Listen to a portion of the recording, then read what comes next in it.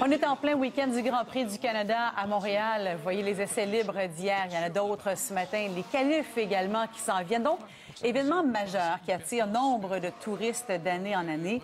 Mais la question ce matin à notre table des communications, c'est pour combien de temps encore la Formule 1? Nadia Serayoko et Martine Saint-Victor sont toujours avec moi pour décortiquer l'image. Et là, la F1, avec les valeurs que ça véhicule, est-ce que c'est encore in en 2018, Nadia? Bien, je pense que pour l'instant, oui, les gens aiment encore ça. Les gens achètent encore des SUV, d'ailleurs. Alors, on a beau être en train de négocier, par exemple, on sait que notre ville, Montréal, fait partie de l'accord du C40, là, où est-ce qu'on veut, ce sont 40 villes au départ, qui sont maintenant rendues 96, qui s'engagent toutes à réduire les gaz à effet de serre d'ici 2030 et même à aller vers l'électrification des transports. Or là, c'est sûr qu'un véhicule de Formule 1, ça dépense à peu près 5 à 10 fois plus au 100 km qu'une voiture normale. C'est fait pour faire du bruit.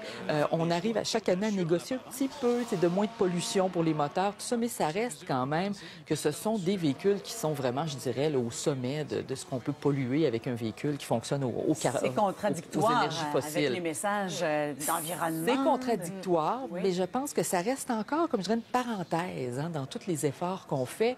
J'avoue que moi-même, adolescente, j'adorais ce genre de course-là. J'allais dans les bars pour voir ça. Je trouvais ça fantastique. J'avais le nom des pilotes, etc. Mais là, j'ai moins de préoccupations pour ça, un peu plus pour, je dirais, l'environnement. Et on peut comprendre ça. Mais je comprends encore les gens de se réjouir de cette fête-là à Montréal. Mais, à mon avis, c'est comme bien d'autres choses. Je pense qu'au fil des ans, on va voir quand même de plus en plus notre mairesse est très environnementaliste.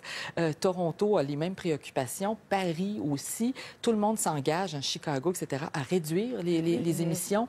Et là, donc, on se dit, est-ce que ça sera encore ça dans 5 ans, dans 10 ans? C'est une autre affaire. Donc, à l'ère de l'accord de Paris, à l'ère du MeToo aussi. Oui, les Grid Girls, sexuelle, tout à fait. Autour de ça, il y a beaucoup de questions qui se posent, Martine. Oui, il y a beaucoup de questions qui se posent, mais moi, pour revenir un petit peu, je pense que la Formule 1 a des symbolismes différents pour différentes personnes. Donc, pour certaines personnes, ça demeure un sport d'élite, un sport de précision. Pour d'autres personnes, c'est le coup d'envoi à l'été, aux festivités. Et à Montréal, pour des commerçants, c'est une opportunité de revitaliser certaines agglomérations. Ils ont besoin de ça pour vivre.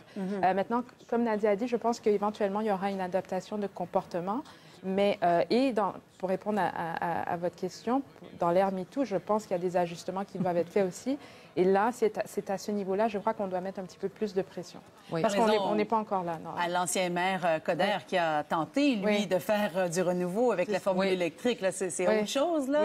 Il paraît que c'est écologiquement discutable aussi, parce que les véhicules ne polluent pas, mais le fonctionnement de la Formule E qui s'installe au milieu de la ville dans des équipements temporaires et qui bouleversent les villes, semblerait-il que c'est pas tout à fait ancré dans le développement durable non plus. Fait qu'on a encore beaucoup de chemin à faire pour avoir des pratiques plus éthiques à ce propos. Mais toutes les deux, vous vous attendez à un changement de comportement? Je pense qu'on n'a pas le choix. Mais est-ce que ça va se passer demain matin? Je ne sais pas. Je pense que je pense qu'on aime beaucoup en tant que Montréalais faire partie de ce club exclusif.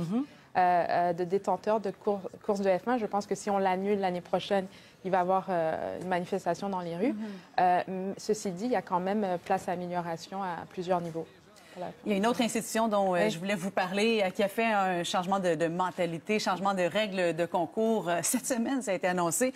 Miss America qui n'y va plus avec des défilés de bikini ou de robes de soirée. Nadia, je vous vois réagir à ça. Oui, c'est parce que comme on se le disait, Martine et moi, en coulisses, ça fait 50 ans qu'on veut que ça change. En 68, déjà, il y avait eu des manifestations. De là était partie la rumeur que les femmes avaient brûlé leur soutien-gorge, mais en fait, elles avaient tout mis ça seulement dans un baril parce qu'elle voulait nous sensibiliser au fait, d'abord, que c'était assez ringard de mettre des femmes accomplies en costume de bain sur une scène.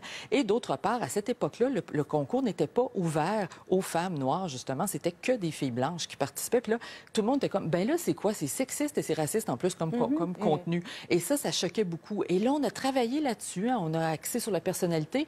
Et là, on arrive enfin à... Quand une fille est extrêmement accomplie, est-ce qu'on peut laisser faire, la faire marcher en talons hauts en maillot de bain? Est-ce qu'on peut penser à ça un petit peu? Et je pense que c'est là qu'on est rendu. C'est fait pour Miss America. Oui, mais aussi, ce qui est important de noter, c'est que la nouvelle dirigeante du concours, c'est Gretchen Carlson, qui est une ancienne speakerine du réseau Fox, et elle a poursuivi le patron de Fox, Roger Ailes, pour harcèlement sexuel. Donc, elle en a fait sa cause. c'est-à-dire l'égalité et la sécurité des femmes dans le milieu de travail. Donc, c'était inévitable qu'elle fasse ce changement drastique au concours. Comme quoi les mentalités évoluent. Voilà. Peut-être qu'un jour, il y aura plus de Miss, il y aura des Miss et des Misters quand il y en aura, mais en tout cas, pour l'instant, on améliore les conditions au moins de ces concours-là. Très bien, mais merci beaucoup à vous deux d'avoir participé à notre table de communication ce matin.